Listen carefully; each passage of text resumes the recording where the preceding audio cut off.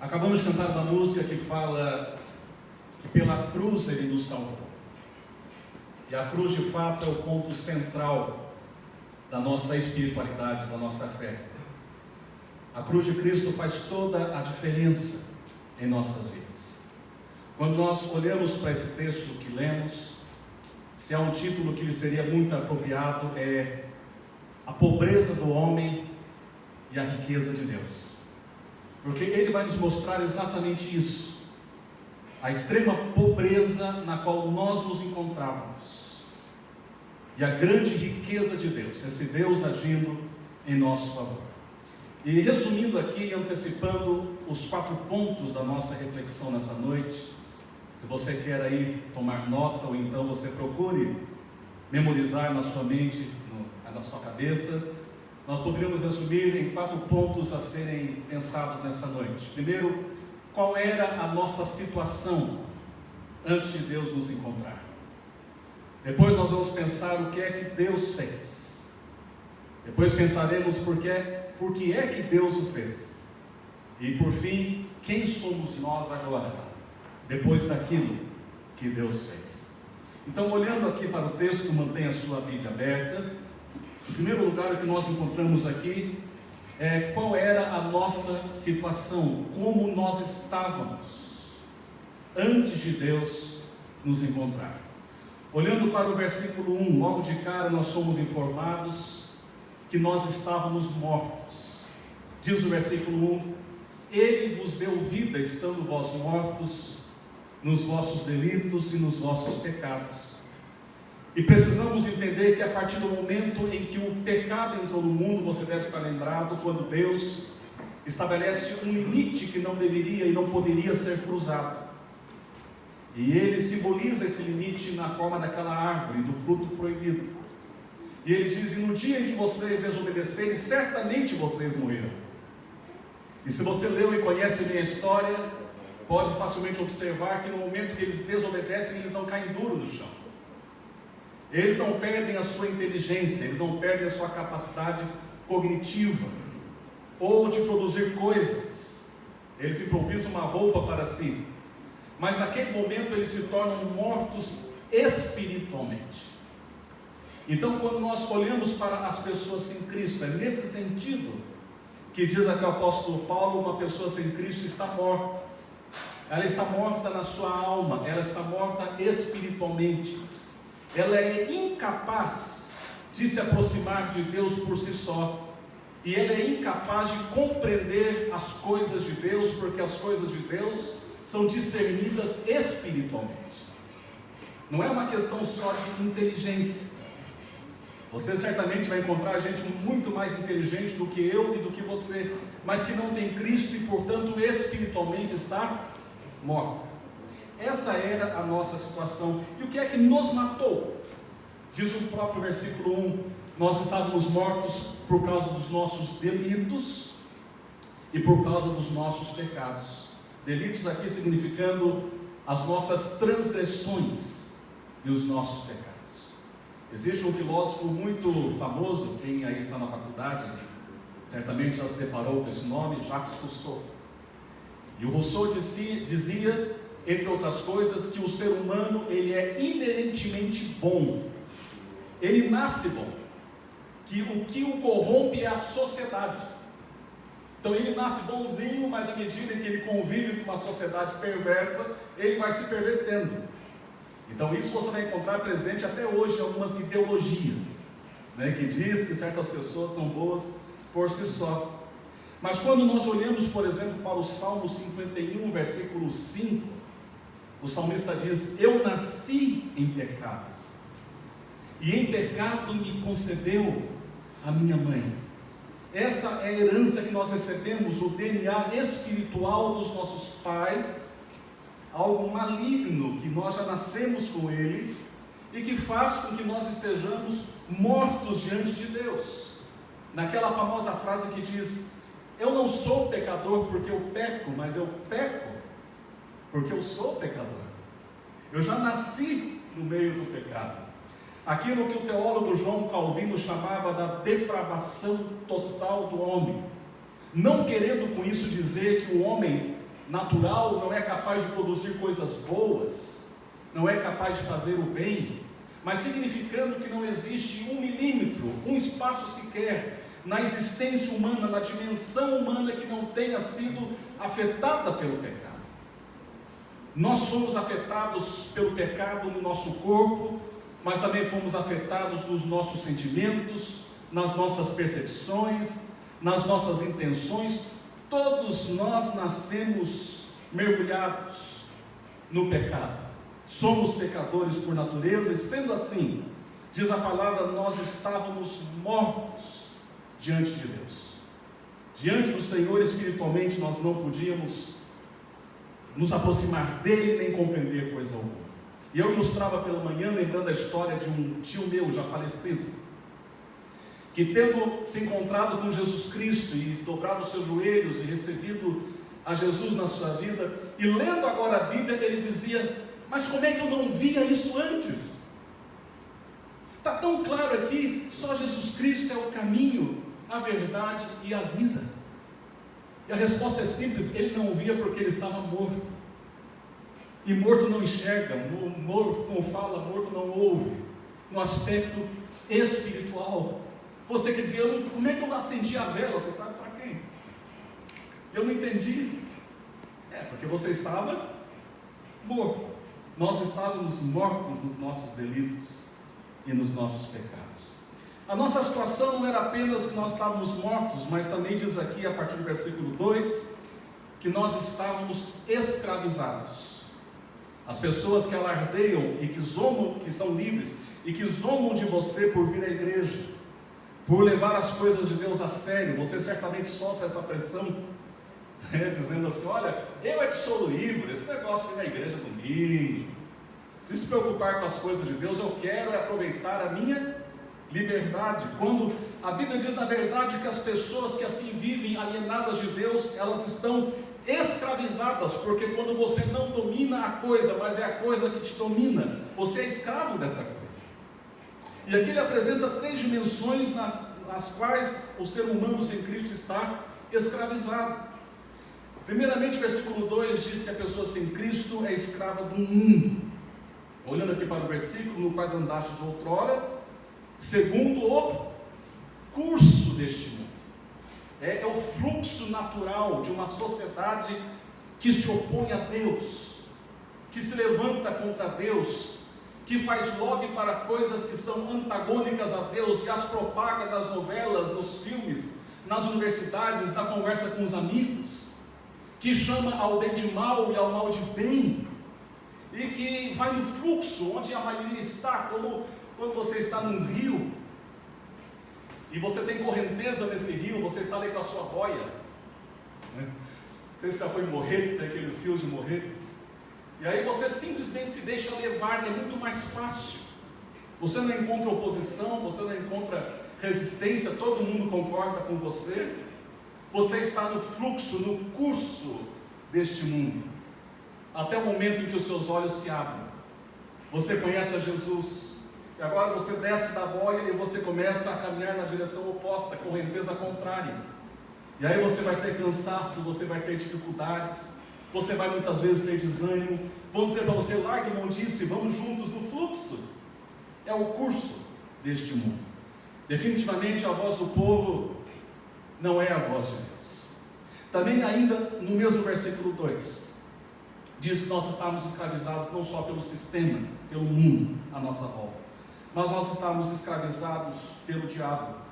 Diz aqui, segundo o príncipe da potestade do ar, do espírito que agora atua nos filhos da desobediência. Nós éramos escravos também do diabo. Jesus, em certa ocasião, descrita no Evangelho de João, olhando para os religiosos do seu tempo, para a gente que ia na igreja, que eram líderes, que estavam envolvidos supostamente com as coisas de Deus, ele os denuncia dizendo: vocês têm por pai ao diabo, e vocês estão preocupados em fazer a vontade dele. Ele é homicida e mentiroso desde o princípio. Ou seja, apesar de eles serem muito religiosos, eles eram filhos do diabo, que é descrito pelo mesmo Jesus como sendo o príncipe do mundo que nós mencionamos agora. Não se esqueça disso quando você olha à sua volta, que existe toda uma conspiração universal, na qual o diabo está marionetando o mundo e os homens para que se levantem contra Deus, para que vão no sentido contrário àquilo que Deus quer. E por fim, diz o versículo 3, nós estávamos escravizados por nós mesmos, porque aqui fala da carne, no versículo 3, entre os quais também todos nós andamos outrora, segundo as inclinações da nossa carne, da nossa velha natureza, fazendo a vontade da carne e dos pensamentos. Aquela história do deixa a vida me levar, a vida leva eu, vamos seguindo as nossas inclinações. Sabe aquela história do siga o seu coração? Você escuta em novela? Faz isso para você ver. Porque diz a palavra, o coração do homem é maligno, desesperadamente corrupto. Quem o conhecerá? Nós éramos escravos de nós mesmos, havia impossibilidade de negarmos, satisfazer a cada um dos nossos desejos, das nossas intenções, dos nossos projetos, muitas vezes opostos a Deus. Éramos escravos de nós mesmos. Aliás, quando você olha para o ser humano, juntando aqui a questão de que estávamos mortos e escravizados, nós podemos facilmente perceber como o ser humano é decepcionante. O ser humano é decepcionante, queridos. Você pega a pessoa mais virtuosa que você já conheceu, que você admira, e você começa a conviver com essa pessoa, e é só uma questão de tempo, você se decepciona. Não é verdade? Porque você descobre que não há nenhum que faça o bem, como foi lido hoje no Salmo 14, todos se extraviaram. Todos, não existe quem faça o bem 100% do tempo, o tempo todo. Porque ainda que sejamos capazes de fazer o bem, aqui e acolá, o homem sem Cristo está morto e ele está escravizado, portanto o ser humano é absolutamente decepcionante. Não apenas isso, mas diz aqui o versículo 3, o mesmo versículo 3, que nós estávamos condenados antes de Cristo nos encontrar. Diz lá no final do versículo 3, que nós éramos por natureza filhos da ira, como também os demais. Sobre nós repousava a ira de Deus. Deus estava contra nós.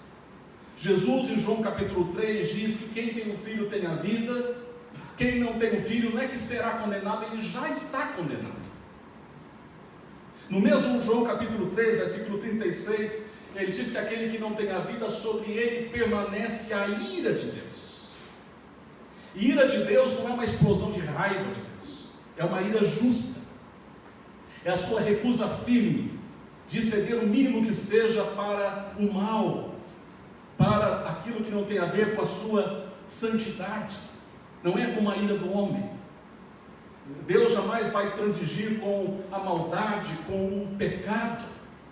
É uma ira permanente, constante de Deus e daqueles que estão envolvidos com o que Ele causa a sua ira. Eu me lembro, certa ocasião, quando eu estava em Sengés, você lembra daquele tempo, quando você aprontava? Muitos aqui tiveram essa experiência, e aí sua mãe falava assim, espere só o seu pai chegar. Vocês lembram disso? Ah, a ira do papai, que terrível, não é? E que nos ensinou o bom caminho. Mas por outro lado, a ira dos nossos pais, assim como a nossa, é uma ira falha. Porque eu estava me lembrando, certa ocasião em Sengés, a terra dos meus avós, quando eu estava na cozinha com a minha mãe, e ela reclamou, chamou meu pai para dar um jeito em mim, eu não sei porquê, eu era um menino muito bonzinho. E aí meu pai veio na sua ira. E ele entrou na cozinha na sua ira e agarrou o meu irmão e bateu no meu irmão. E aí minha mãe disse, não é esse. E ele ficou tão desconcertado que disse, olha, fica de crédito para a próxima vez. Sempre lembramos dessa história. Porque a nossa ira não é uma ira justa. Nós nos equivocamos, mas não. A ira de Deus é uma ira justa. De tal forma que nós estávamos condenados de uma maneira justa, nós merecíamos estar condenados. Assim é como nós estávamos mortos, estávamos escravizados e estávamos condenados. as nuvens são negras até o versículo número 3, mas por fim surge o versículo número 4 e o raio de esperança que diz: mas Deus. Ai, aqui está toda a diferença, irmãos. Mas Deus. Porque entre o versículo 3 e o versículo 4 está a cruz de Cristo. Está aquilo que Cristo fez de maneira cabal, completa na cruz do Calvário. Quando Ele entrega a sua vida e Ele nos inclui na sua morte. Nós agora morremos com Cristo. Ele paga o preço dos nossos pecados. O salário do pecado é a morte. Cristo morreu a nossa morte. Ele pagou. Por isso que Ele diz: está consumado. Mas Deus, o que é que Ele fez? E este é o segundo ponto. Primeiro, qual era a nossa situação? Segundo, o que é que Deus fez? Versículo 4 diz que Ele nos salvou. Mas Deus, sendo rico em misericórdia por causa do grande amor com que nos amou, versículo 5, diz assim: estando nós mortos em nossos delitos, nos deu vida juntamente com Cristo, pela graça sois salvos. E pulando lá para o versículo 8, diz: porque pela graça sois salvos.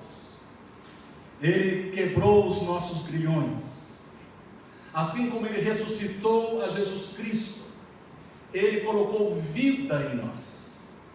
E vocês sabem que o morto não pode reagir por si só, ele está morto.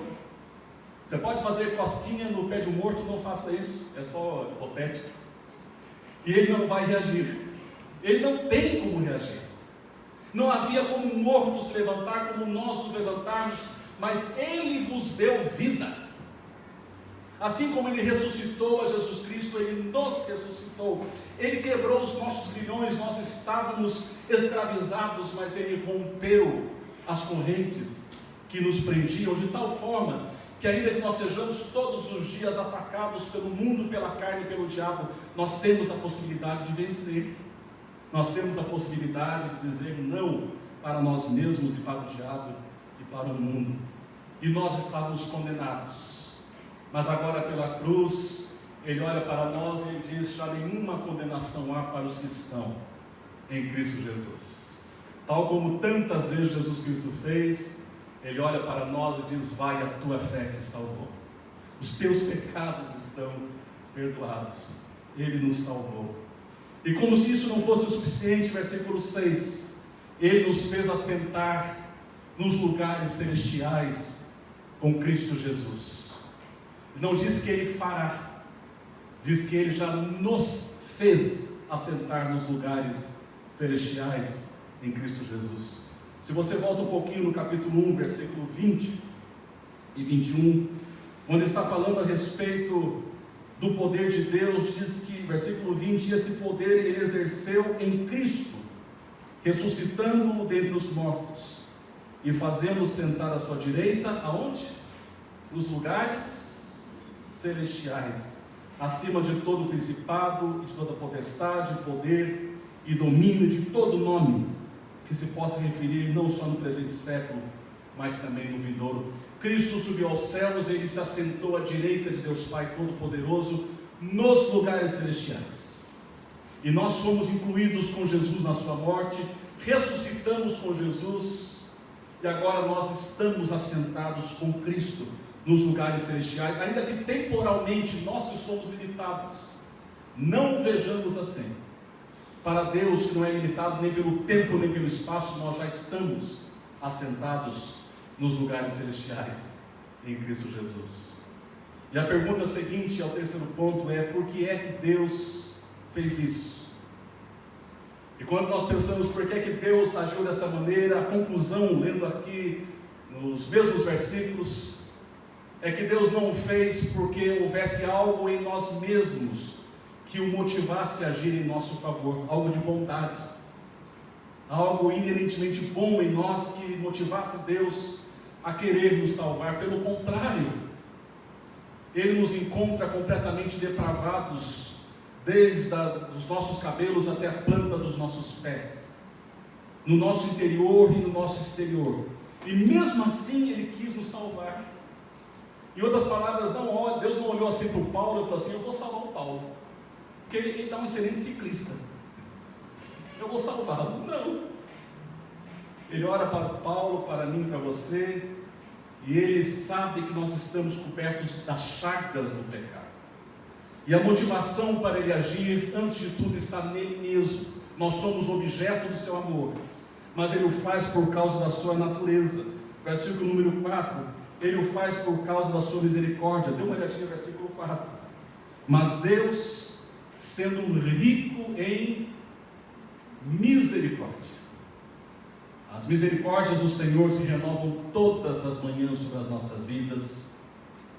Elas são a causa de nós não sermos consumidos.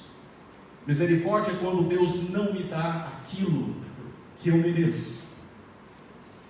Você sabe o que você mereceria em certas situações e Deus não te dá aquilo, porque Ele é misericordioso. Alguns entendem mal, entendem que Deus está sendo mole, entendem que dá para brincar com Deus. Não é que Deus está sendo misericórdia, Ele é rico em misericórdia, Ele não nos dá aquilo que nós merecemos. Segundo, Ele o fez não apenas pela sua misericórdia, mas pela sua graça. Versículo número 5 e 8, novamente, pela graça sois salvos. E eu explicava pela manhã a diferença entre misericórdia e graça. Grave bem isso. Misericórdia é quando Deus não me dá aquilo que eu mereço. E graça é quando Deus me dá aquilo que eu não mereço. Ok? Eu vou repetir. Misericórdia é quando Deus não me dá aquilo que eu mereço. E graça é quando Deus me dá aquilo que eu não mereço. É a graça de Deus, é o seu agir em nosso favor, nos dando a salvação acima de tudo, e muitas outras coisas que de fato nós não merecíamos, mas Ele nos dá. Também Ele age movido, versículo 4, pelo seu amor. Diz assim: por causa do grande amor com que nos amou. O amor que não ficou meramente nas palavras, como muitas vezes acontece conosco, mas que se concretizou no fato de que Ele entregou o seu único Filho para ir até a cruz e morrer a nossa morte e pagar o preço pelos nossos pecados. Ele nos amou com amor eterno. E por fim Ele o fez, não apenas por causa da sua misericórdia, da sua graça e do seu amor, mas versículo 7, por causa da sua bondade, para mostrar nos séculos vindouros a suprema riqueza da sua graça em bondade para conosco em Cristo Jesus. Deus é bom, Ele tem uma justa ira contra o pecado, mas Ele não quer que os homens se percam, senão que cheguem ao conhecimento da verdade, e Ele age em nosso favor pela sua bondade. Não tem a ver com as nossas obras, diz o texto aqui na sua parte final, que nós somos salvos, versículo 9, não por obras, não pelo nosso proceder, para que ninguém se glorie. Nós não poderemos chegar diante de Deus e alegarmos que fomos salvos por algo de bom que nós fizemos. E como eu comentava pela manhã de um amigo meu que sempre dizia: não adianta, né, Ivan? As nossas obras põem um tijolinho no céu, os nossos pecados derrubam 10. Não tem jeito, nós precisamos da graça e da bondade do Senhor. Olha o que Deus fez, queridos: de mendigos, de condenados, de mortos, Ele nos libertou e Ele nos torna príncipes e princesas. Ele nos colocou nos lugares celestiais com Cristo Jesus. Nós que estávamos condenados fomos tirados do atoleiro e fomos colocados nos lugares celestiais, como eu comentei na meditação dessa semana. O livro de Apocalipse diz que nós reinaremos com Cristo. Você se acha digno disso? De reinar com Cristo? Pois nós estamos perdidos e nós reinaremos com Cristo Jesus. Isso é misericórdia, isso é graça, isso é amor, isso é bondade. E em último lugar, o que é que nós somos agora? Versículo 10 diz que depois da agir de Deus em nosso favor, depois do que Ele fez por nós, temos nos encontrado tão pobres, tão mendigantes, tão impossibilitados de nos aproximarmos, mortos, e agir em nosso favor, e nos transportado para os lugares celestiais. O que é que nós somos agora? Versículo 10 diz: pois somos feitura dele, criados em Cristo Jesus para boas obras, as quais Deus de antemão preparou para que andássemos elas. Deus desde o princípio queria que nós agíssemos com boas obras, com bom agir em favor uns dos outros, agindo de maneira correta e em favor uns dos outros. Esse era o plano inicial. E vocês estão lembrados que lá no princípio, quando Deus cria todas as coisas, Ele cria toda a natureza, e por fim, no último dia, está presente a Trindade, que diz assim: façamos o homem a nossa imagem, a nossa semelhança. E este homem criado agora é a obra-prima de Deus, é o ápice da sua criação, que infelizmente veio a se desviar do Senhor e da sua verdade. Por isso, Deus mandou um novo Adão, um novo homem perfeito, assim como Adão era. E este é Jesus Cristo. E através de Jesus Cristo agora Deus produz uma nova criação. Por isso que Paulo diz em outro lugar: se alguém está em Cristo, nova criatura é. E a tradução mais adequada é: nova criação é.